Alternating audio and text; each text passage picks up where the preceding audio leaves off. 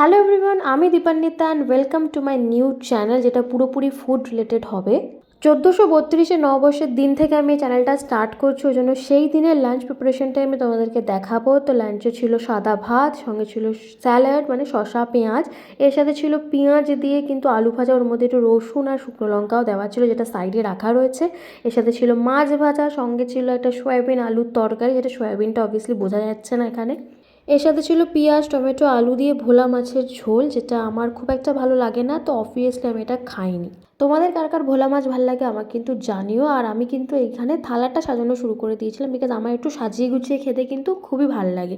আজকের লাঞ্চটা কিন্তু একদমই সিম্পল রাখা হয়েছিল, বিকজ বিকেলবেলা যেহেতু বেরোনো হবে, বাইরে কিছু খাওয়া হবে সেই কারণে। আর তোমরা পয়লা বৈশাখের দিন কীভাবে এনজয় করলে, কী কী খেলে আমাকে কিন্তু জানিও অবভিয়াসলি। সত্যি কথা বলতে রান্নাগুলো কিন্তু মাই করে দেয়, তবে নিজের খাবারটা নিজে সাজিয়ে নেওয়াটাই আমি বেশি প্রেফার করি, বিকজ আমার সেটা খুবই করতে ভাল লাগে। সব কিছুর জন্য কিন্তু অন্যের উপর ডিপেন্ডেন্ট হওয়া একদমই ঠিক নয়, এটা আমি মনে করি।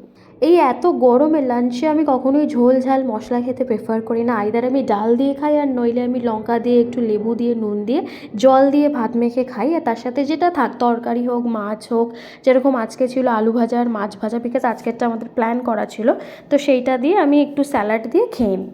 এরকম জল ঢালা ভাত সঙ্গে আলু ভাজা পেঁয়াজ দিয়ে খেতে আমার তো জাস্ট মনে হয় যেন স্বর্গর মতো লাগে, ফিল হয়।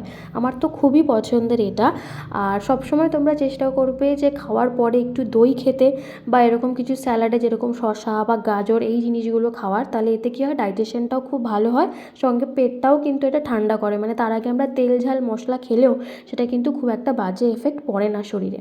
আমার যেহেতু খুব তাড়াতাড়ি ঠান্ডা লেগে যায়, সেজন্য আমি দইটাকে অ্যাভয়েড করি এবং তার জায়গায় অনেকটা পরিমাণে শসা খাওয়াটা প্রেফার করি। এটা যেহেতু বাসি নয়, ওই জন্য পান্তা ভাত বলা যায় না ডেফিনেটলি, তবে খানিকটা সিমিলারের জন্য আমরা এটাকে জল ঢালা ভাত বলতেই পারি।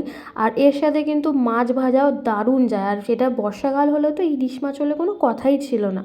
বছরের প্রথম দিন এরকম জল ঢালা ভাত খেতে আমি বেশি প্রেফার করেছিলাম চিকেন বা ফিশ কারি খাওয়ার থেকে, কারণ হচ্ছে আমি পেটটাকে একটু আরাম দিতে চেয়েছিলাম, কারণ অবভিয়াসলি রাত্রেবেলায় আমরা বাইরে গিয়ে কিছু হেভি খাওয়া প্ল্যান করে রেখেছিলাম বলে।